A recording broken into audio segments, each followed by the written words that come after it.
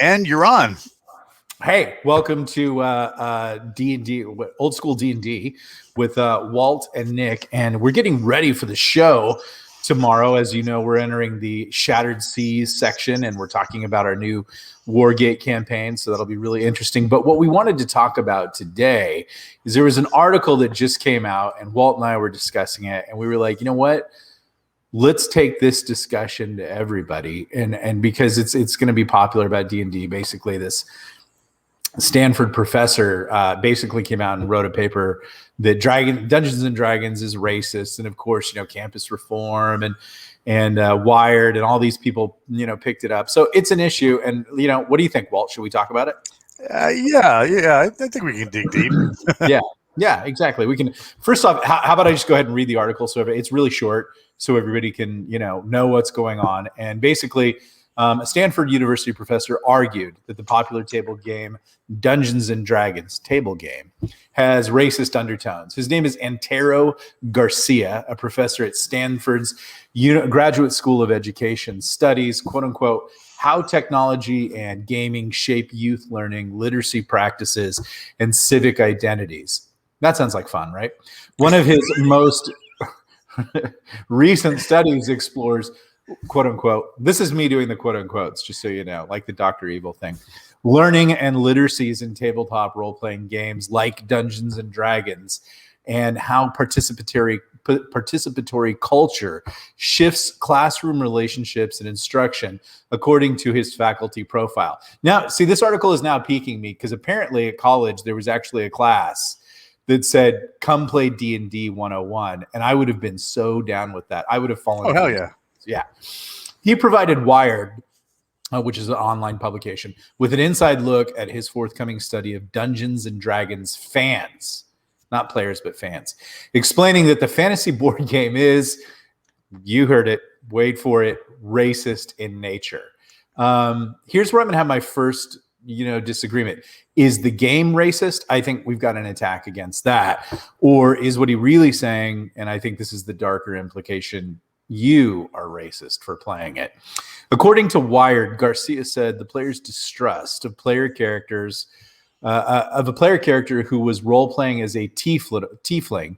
And I've actually, full disclosure, I have actually never played in any game with a tiefling. I think that's kind of after my time. I'm an old school D&D guy. I know that there were new races that came along. I've never really understood. I think you can hit me. What's a tiefling, Walt? So a tiefling is a person who is half human or some part human, but has what the games. Now they never say half human, half whatever. Right. They always make a point to say infernal heritage. So at some point there was a demon in the woodpile. Okay, they're not like you would expect like a half demon thing to be right. Like super powerful or whatever. Right. They're not, but they have some traits that make them stand out, and that's so is the article implying that like the infernal regions are Chicago, Detroit? Like I don't ever remember that in any kind of like D&D, like when you are making the plane of hell, in the city of Brad, it looks exactly like Detroit. Like I don't think, but maybe here's the dividing line. Old school D&D isn't racist. Maybe new school D&D is racist. Well, I mean, I think part of the problem is that rather than look at an uncomfortable subject, right, and dissect it through the course of the game so that people can maybe learn, be inspired to change, do anything that would be a positive interaction with that game coming from that uncomfortable subject. And we've seen role-playing games have very, very positive effects on guys in the VA with post-traumatic stress disorder to help them deal with the effects of their combat stressors. We've seen it with young children There's a great game that's being used right now called No Thank You Evil that is marketed to children, but has also been used by several therapists to kind of help kids who have been traumatized. So we've seen that role-playing games have an amazing effect of being able to allow people to work through, talk through, play through their stressors and become not okay with it, but I mean, so that you're not, crying in a fetal position in the corner. Right. And I think part of the problem comes in. Hey, Lord Dalius. Oh man, I love this guy. He comes in on every show. I think part of the problem that we have coming from this article is he says that these people are typically ghetto dwellers. Well, first of all, let's dissect what he's talking about. Okay, when you're talking about a ghetto, you're usually talking about an area that is predominantly a single race or is kept in by a race that is ostracized from the rest of that culture for whatever reason. If you read the actual description on Captain Kilgosha, Mo, if you read the description of the Tiefling race, people in most of the fantasy settings where these things come in, especially like Forgotten Realms, they know that they have demonic heritage. Okay. So they're often ostracized, where they only find acceptance in places like on the streets and homeless communities, in single demographic areas where they might be more accepting because they themselves are ostracized, right? So once again, you're saying, it goes back to what you were just saying a second ago. Is the game racist or are you racist? And I think that this researcher, which if you got time to do D&D research for no other thing than to just see what it does, you got way too much time in your hands. But I mean, if he had done the research and seen how the positive effect this has had on those other communities, and seen that if you are part of this race or culture or whatever, you can work through that instance of, say, racism or demagoguery or whatever it is. You can find a positive message in some of that, or find some sort of a positive outcome of working through that through the game. Right. So I think this researcher has missed a huge, because I mean, even the article on D&D Beyond, which is Wizards of the Coast's kind of like their online wiki / gaming space.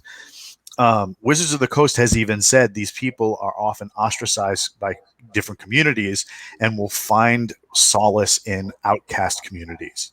And that's often part of the hero's journey. Like, absolutely, when you read fiction and things like that, like, it's usually the hero, Luke Skywalker type hero's journey, coming up against the establishment. It has nothing to do with race. It could have something to do with race.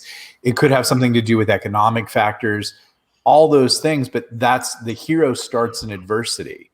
And I don't know what he's expecting out of, a game where a character doesn't, like, are you just supposed to start with all the bells and whistles and the +5, Holy Avenger in the one hand and the +3 Frostbrand in the offhand? Like, is that what will overcome racism?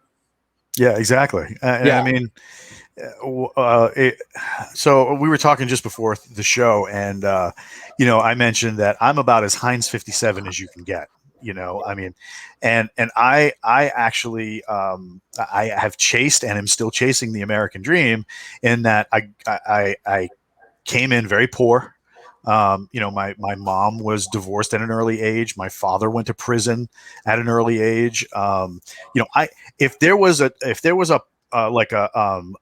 poster boy for the guy that should have ended up in jail, right? It should have been me. Yeah. And I grew up in one of those areas, just like this character that you see on screen, the Tiefling.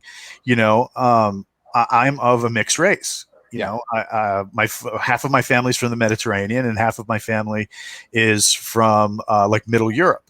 Yeah. So I mean, at some point, there was some mixing and matching going on, and I'm not all white, but I'm not all brown, and I'm not all this or that or whatever. And technically, do I have a people I can call my own? Yes, the United States Army. Yes. You know? Exactly. And you talked to me about, as you began to play D&D, and I think you had some initial language problems with Oh yeah, I didn't speak English and very D&D well. helped you to work through those things Yes. and even get to play other races or other classes. But, did race have anything to do with that? Like, he goes on here to say, he says, according to Wired, Garcia said the player's distrust of a player character who was role playing as a tiefling, a humanoid character that lives in ghettos, just like you said, Walt, was inherently prejudiced. That hasn't been my experience, in playing. Usually most people don't like, usually here's how most games work. If someone's playing an elf or a dwarf, the other players are when you need to find secret doors, when you need to detect how far you are down underground, the other players are looking at your character and being like, oh, you have that special ability. You can see in the dark. You have infravision. That sounds like actually using race positively. I bet you could dig deep and find a game where people are absolutely insane. But just back to your experience, Walt, D&D kind of helped you to grow, to, I don't know what's the right word, acclimatize to America or whatever, but it helped you to blend in and work through some of your issues. And not only that, especially some of the gaming I did in the Army. So it was 2 white guys, a Filipino guy, myself, and a half black, half Mexican dude. And the only time race came into anything was when everybody was running downstairs for the pizza. Yeah. And we didn't care, as long as you were a good dude, sit down, roll some dice, have some fun, and then we'll work through some of the issues that, whatever. And that's kind of what gaming has been. I mean, yeah. I can say in 40 years of off and on gaming through D&D and sort of a renaissance of it in my own life, I have never encountered anything in D&D, Top Secret, Traveler, anything. And those were all people of different races that I played with. I grew up in Southern California. It's a very mixed sort of melting pot of people. No one was ever racist to anybody. Nobody ever, because the African-American kid who looked like Prince, and sometimes who I think might have actually been Prince, kicked my ass at Starfleet battles. I never, was angry at him because he was black or anything like that. I was angry at him because he shot up my entire Federation cruiser, and I had mad respect for him for doing that. But so he goes on to say about this group that he was studying, that were getting college credits to play D&D. Apparently, they were all friends, but they knew expectation was to be suspicious, asserted, Garcia. That relationship is racism. Okay, you're at a college which is completely, left woke, overrun right now. Of course, everything is racism now. I mean, if you're watching the news, the cafeteria is racist, the dorms are racist, all the college courses are racist.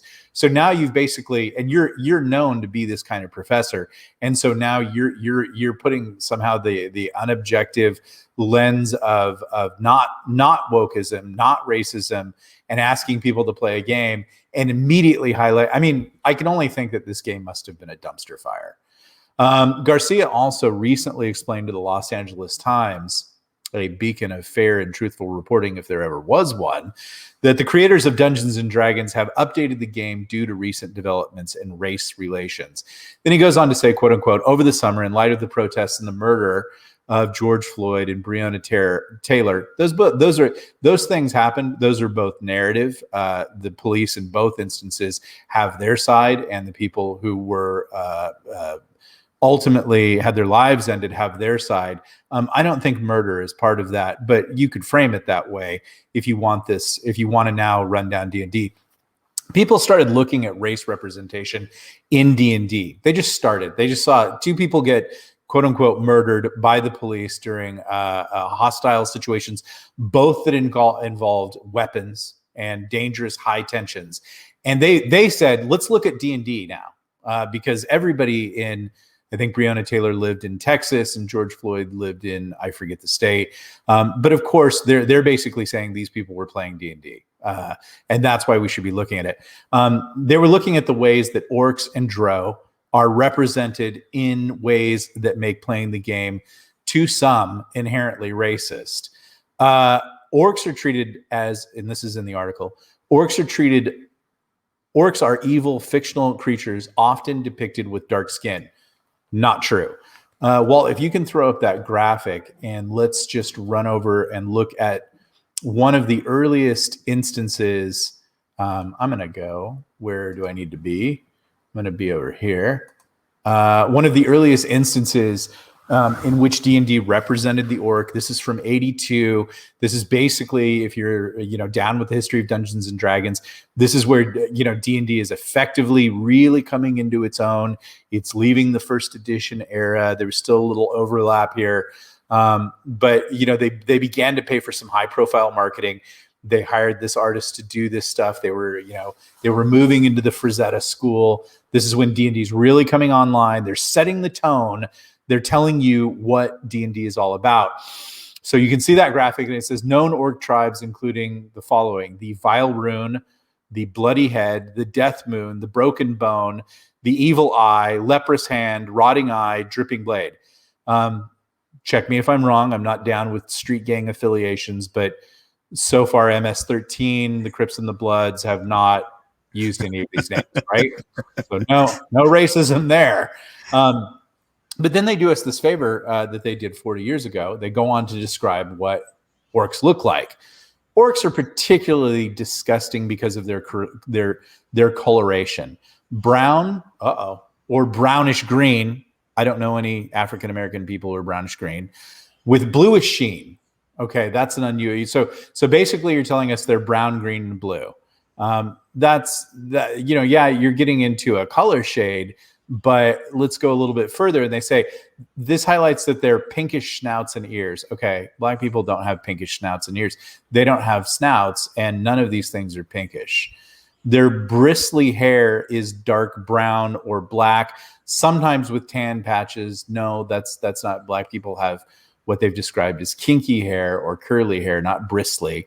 Bristly, think like a warthog, right? Like that's bristly. That's not Afro curls or anything like that. Even their armor tends to be unattractive. Well, now we're just getting into fashion statements. And personally, this guy has cool armor. I'd wear that armor. Orcs favor unpleasant colors in general. So there's D&D basically, putting the stamp on what orcs are. And they reinforce this. You go look at Keep on the Borderlands, and I think those are orcs or hobgoblins on B1. And you can tell. So this guy's reaching, right? Oh yeah. And if you want to get eyes on something today, you either tie it to something political or you tie it to something racial. And I think that's a huge problem. Recently, a bunch of people posted, very famous now Morgan Freeman interview where he was like, "Would you just cut it out? Just stop it. Why can't I be Mr. Freeman and you be Mr. So-and-so?" Yeah, it's been a hard year on everybody. A lot of people have been forced inside. D&D, like obviously what we do on Fridays, where we all game basically over a Zoom style app, which is what people are doing. I've even actually been in corporate meetings with publishing. And, I've showed up with, my player's name in the title, and they're like, "You play D&D?" And they're like, "I play D&D." We're all having fun playing D&D, but now we're being told you need to be ashamed about playing D&D because the game, see what we just did in pointing that out, the game isn't racist. What this dude is doing is he's saying you're racist. Right. And your fun needs to be, dialed down. He says in here, there's strong evidence of the benefits of having a healthy recreational opportunities. Oh, thanks. As long as it's okay by you. It's something that isn't built into our society, said the professor who piloted the course. That makes no sense because, I think women have activities. I won't speak for women, but I know they do, but I can speak for men. If you give us any free time, we will pick up a rock and make a game out of it. We will pick up a ball. We will do, the desire to recreate among people is like, it's the hardwired DNA. Like, we'll even turn like killing mosquitoes into a game if you get one of those rubber band shotguns. Making time for hobbies can help reduce stress. Thanks. Improve health. Yes, he's absolutely right. And performance in other areas such as work, family, and school. But what he's basically saying is you really need to be hovering over racism in this. The entire time, you can't really be playing. You have to be watching your pronouns. You have to be worried about why you're wiping those orcs out. And we go back to in our Friday D&D game, we have the privilege of playing with one of the original creators of D&D, and he's, we've talked about this issue with him and Gary Gygax, the designer, and he was of D&D is created for the players to go fight monsters. What articles like this try to do is they try to blur that line. And where it leads to is the players are no longer going to get treasure. They're now going down into the dungeon to start a rescue mission, and to explain to the orcs why they're disenfranchised. And, like maybe now you're going to do some Antifa style, agitating in Greyhawk against the creators. And that doesn't sound like any fun. What sounds like fun is going down into the dungeon, killing orcs, and getting a +3 Frostbrand. That sounds like fun, and having a good time with your friends and overcoming those obstacles and not being worried about this bullshit that you're somehow a racist for doing this. And here's what I would say. Maybe the players aren't racist, and I know the game's not racist, but maybe when you write articles like this, you're actually the racist. Yeah. You're the one yeah. I mean, the thing is too, like if you look all around the gaming community, right, there is a bunch of people who really love this game, and they are from all walks of life. Like, for example, one of the guys, he's like one of my gaming idols. I love this guy. I love hearing him talk. I love his products. I own his entire. Now he came out when Pathfinder was big and stuff like that, and when D&D 3.75 or whatever it was coming around. He decided he was going to make his own campaign setting, and it was like the coolest thing at the time. I bought everything he'd come out with, and I read it while I was in Iraq, and it was one of those things where now when I look back at Iraq, or like when I find one of the old Neo Exodus books when I'm going through my stuff, because he's since come out with like another edition and blah blah blah, but his races had so much flavor. His political factions made sense. It was kind of like if the X-Men had been done in D&D a little bit, and and it was so much fun and so powerful in the games that we got to play in that setting.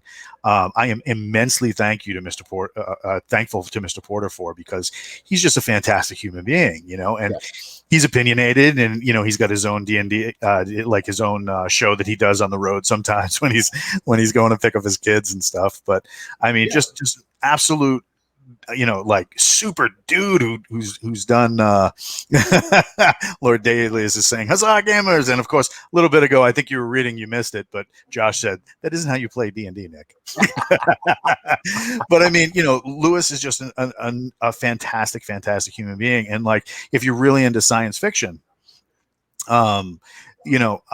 somebody who has taken like the D&D and like pushed it in new directions and stuff like that.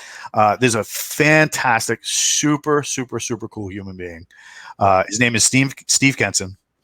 He works for a company called Green Ronin Publishing. And he's done his own stuff. He's got his own games and stuff like that. But he just recently did the Expanse role-playing game.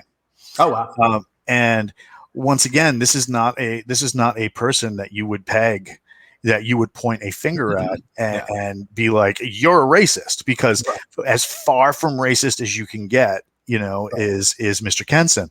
And when you talk to him, personable, polite, well-spoken, always makes time, like, to answer his fans and stuff like that. I mean, why all of a sudden it seems to me that the person who wrote this article is doing this as a way to either justify his position at the college, or trying to tap into a hot button or a hot topic that is kind of fun and everybody's kind of working around. Because like you said, we're all trapped in the house right now.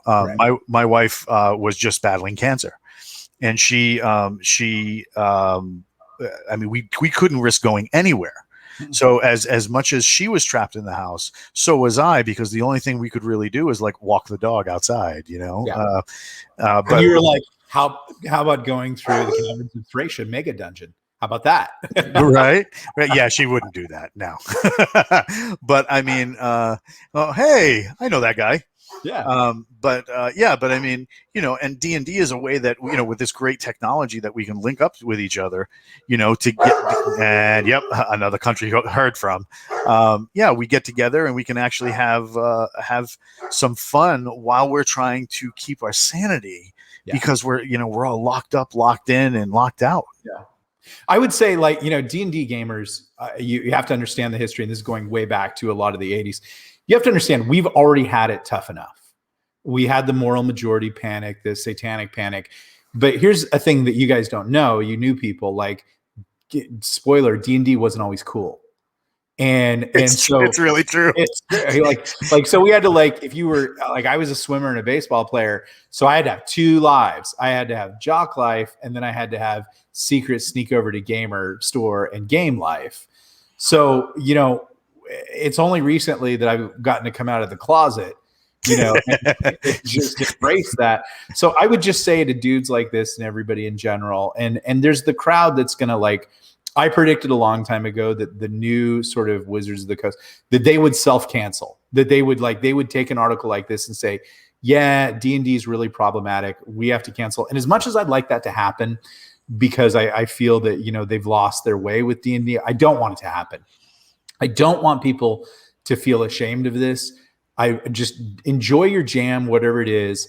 Stop giving people a hard time about racism. It has nothing to do with this game. If you want to say the only good orc is a dead orc, it has nothing to do with African American people. It has everything to do with the fact that orcs are dicks. They come to your farm, they burn it down, they kill your mom, and they go and eat poison ham in their cave. And there's a wizard at the edge of town in the seediest bar, and he'd like you to go out there and wipe them out. Not because they're racist, because there's a magic staff down in there with the pool and a talking Naga. And what a great first adventure that is. And you shouldn't be sitting there thinking about race issues. You should be just having a blast. And if you're really concerned, give the orcs Scottish accents or German accents. We can always call those people, like, racist. They don't care. The Scottish especially don't care.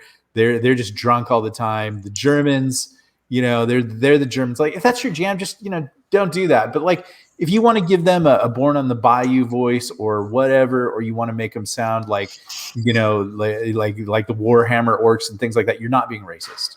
And generally the D&D culture should say, hey, thanks for trying to draft on our hobby, but take a hike. We're all just going to have fun. And yeah, you're going to I've been around people in D&D who this is important to them.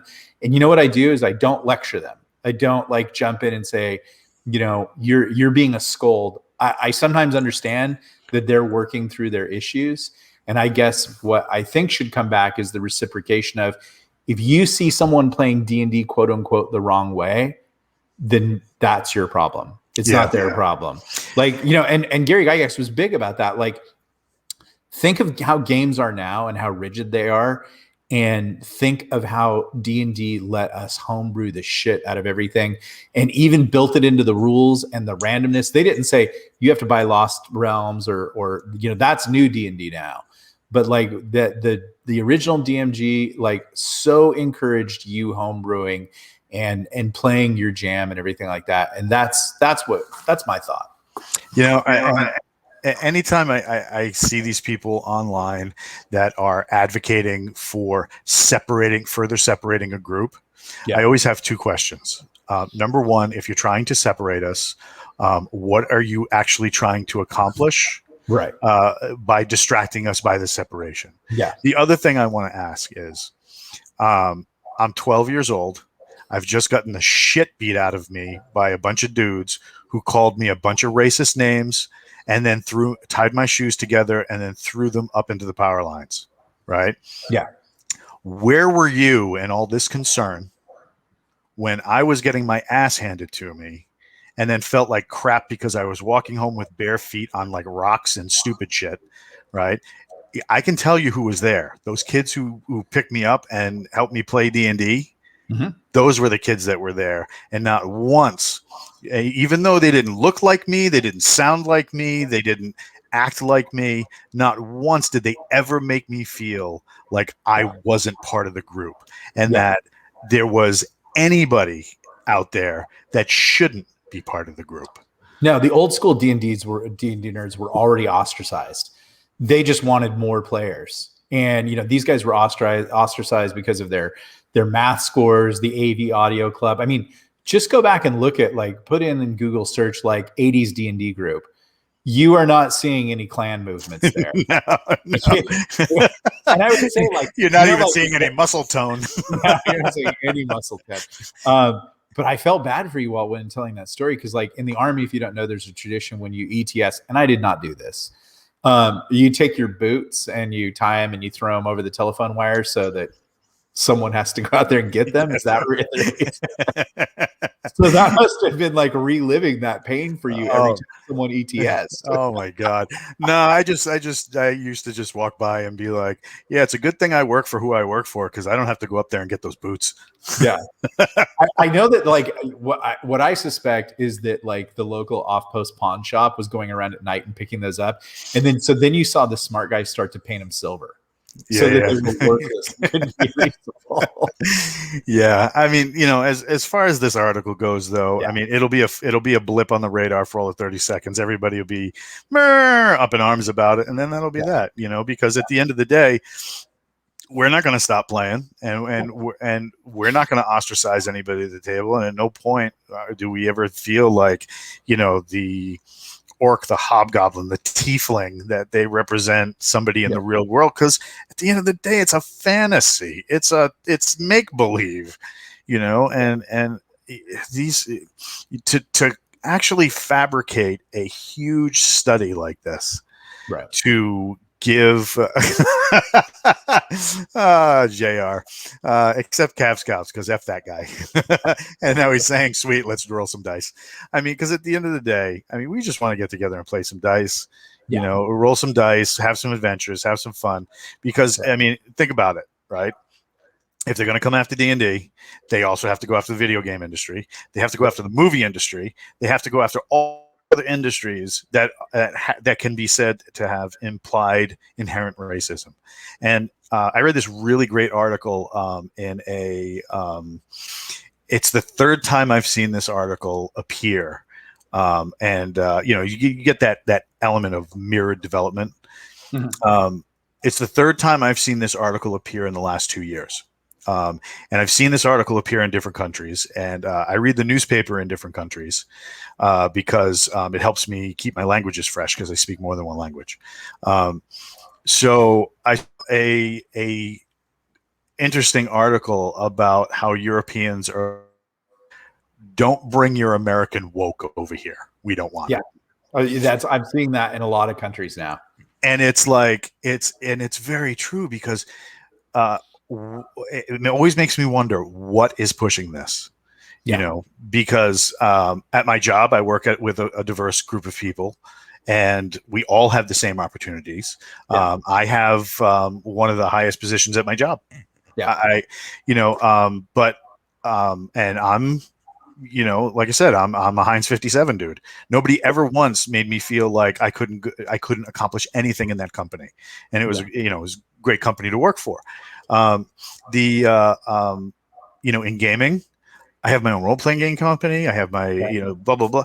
Not once did anybody ever put a barrier to entry. No. So, I mean, where is this coming from? Why and why now? Because, I mean, we could talk about the larger issues of there's a power shift, and there's a group of people that have realized by calling everything racist, that gives them the power to silence and the power to shut people down.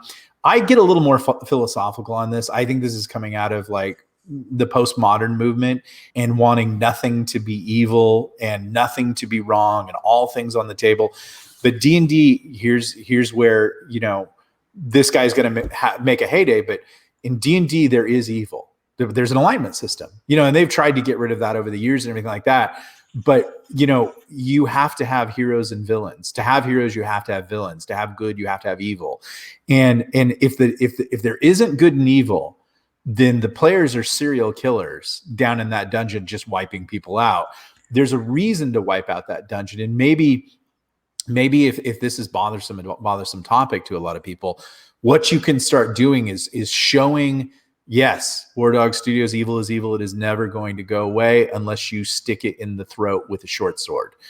um, then it's going to crawl. But that's your player character job. So if you're having a problem with this, do a little. And Walt is great at this and building. In the campaign that we do on Friday, Shattered Seas Wargate.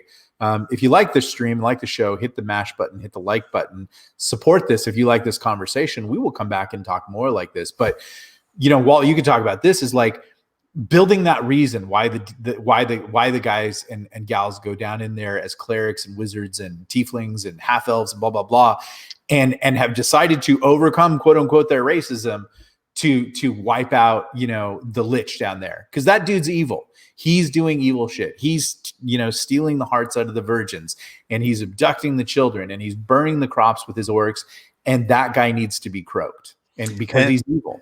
If we go back several generations, we can look at Tolkien, and the dwarves and the elves were at animosity. They were at cross purposes constantly, but yet one of the greatest friendships in that story, I'm getting all goosebumps talking about it. One of the greatest friendships in that story was Legolas and Gimli. Yep. Yeah. That was it. It's and the book starts off with them having animosity and earning each other's respect by watching each one's commitment to the fellowship, each one's prowess in combat, because both of them are total warriors. And then the peanut butter and chocolate moment is when they become a fighting team. And that's where Jackson, whatever criticism you have, and I like the trilogy, but when he shows them fighting as a team, and like that, the plus oneing each other and things like that, that is the goosebumps moment. Yeah. And every party, like the party that we were just doing with James M. Ward, doing Crimson Hawk, where we were actually delving down into his memories of Gary Gygax's original mega dungeon. It was really fun. As a party, we started off like really kind of like not necessarily like figuring out our attack plan. By the end of it, we were like a Cuisinart. We were running through stuff, because we had learned to work together.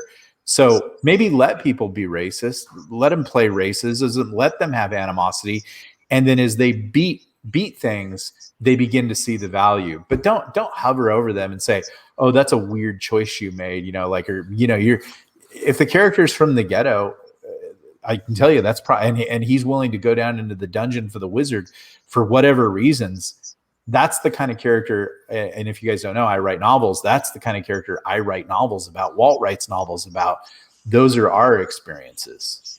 Yeah, because none of us started with a silver spoon in our mouths, and it's not to take away from those that did, because I've met some guys that, one of the coolest cats I ever met in the Army. We found out that he needed to fight for his position to be there. Right. Yeah. So, one day we're coming back from school. We had to go to the local college to do a emergency lifesaver class. And I asked them, I said, "Hey, what's going on? Why should you keep?" Because we had pagers. Remember those things? I was like, "Hey, why is your pager going off?" He goes, "Oh, I got another meeting with the battalion commander." And I'm like, "Oh crap! What did you do, dude?" He goes, "Oh, it's a thing I got to do like every few months. They don't, they want to kick me out of the Army."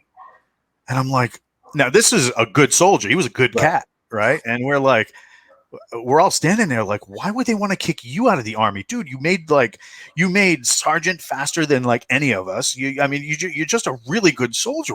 What the hell's going on? He goes, "My family owns a cattle ranch." And I'm like, okay. He goes, "My net worth is somewhere around, I don't know, like 50, 60 million.